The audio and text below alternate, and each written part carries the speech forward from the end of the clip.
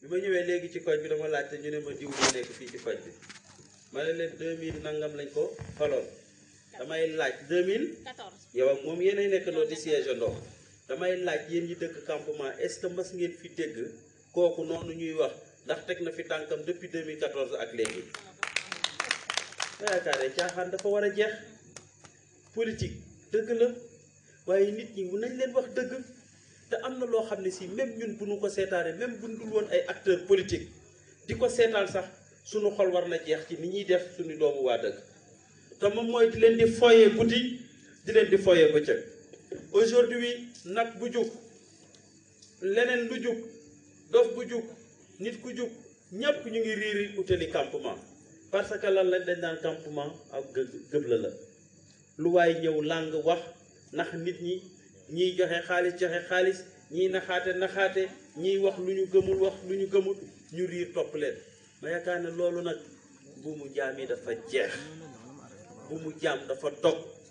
looloo andi yeewi askan wi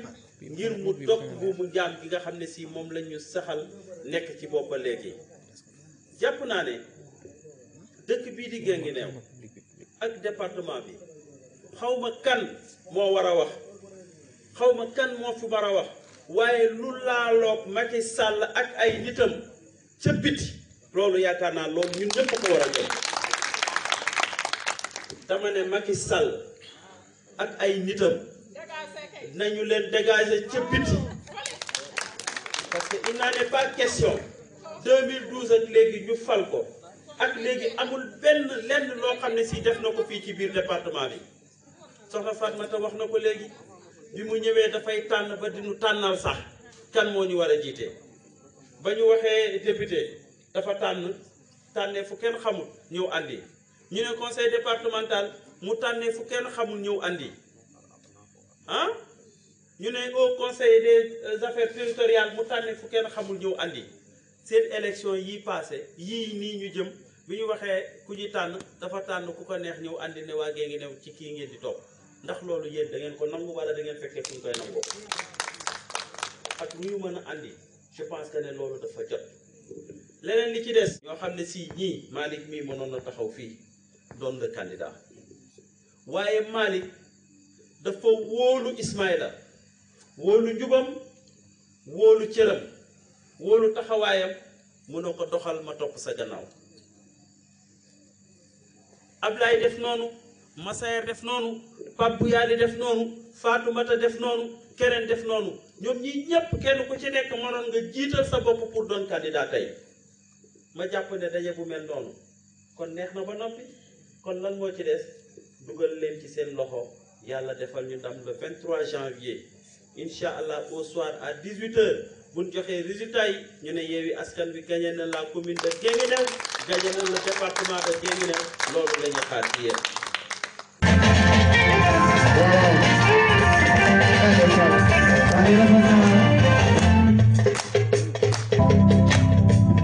dafa ne dinaa boole sama xam-xam dinaa boole sama doole yéen yow ak Tidiane ma jiital leen te fu ngeen taxaw maa dinaa fa taxaw xare boo xam ne pare ngeen pour def ko dinaa ci taxaw xare donc Malick ñu ngi lay remercier encore une fois te di la xamal ne duñ la mos a gàcceel dinañ am taxawaay bu mat sëkk ba suñu waa Guinguinéo wóoloo ba dénkuñu di ngeen xam ne ay doomu Guinguinéo taxaw nañ nag te defar rek moo leen tax a jóg parce que ku ci nekk ci ñun nag am nga ci loolu mu woon di ci sutur alhamdulilah waaye loolu rek doyul ci jaamu yàlla kon ñun fi ñu ko natt ba teg ko fa du ay yëfu caaxaan du dañoo bëgg rek ñëw pour yor ndomb tànk bi suba ñu doxalee neneen wala ñu waxee neneen dañoo bëgg ñëw ñu dénk ñu def ba ñëpp nañu suba gàcce galaamaa yéen naa lu wéy kon Guinguinéo daanaka yaa ngi yéen léegi dañuy continuer noonu comme ça et de cette manière là bu ñaata ak encore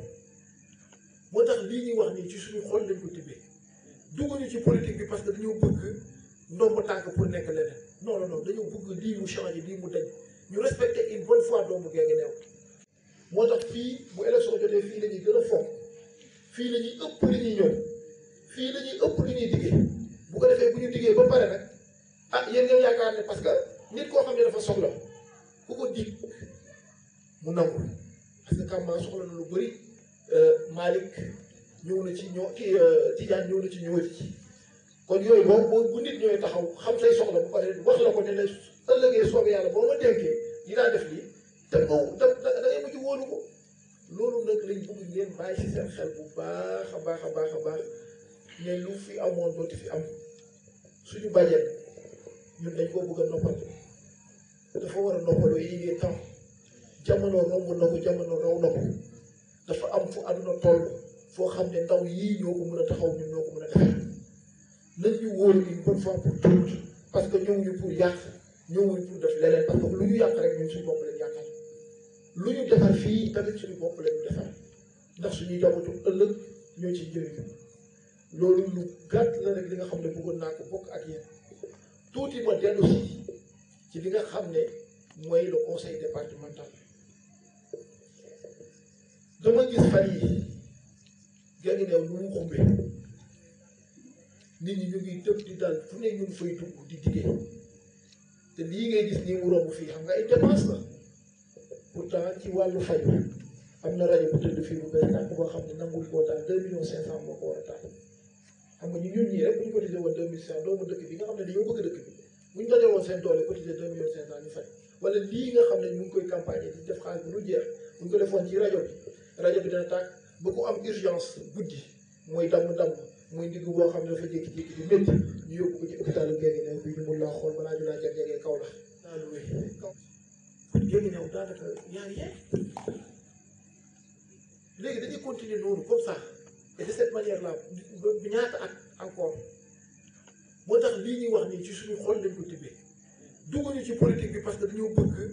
ndomb tànk pour nekk leneen non dañoo bëgg lii mu changé lii mu dañ ñu respecté une bonne fois doomu Guinguinéo su ma jógee foofu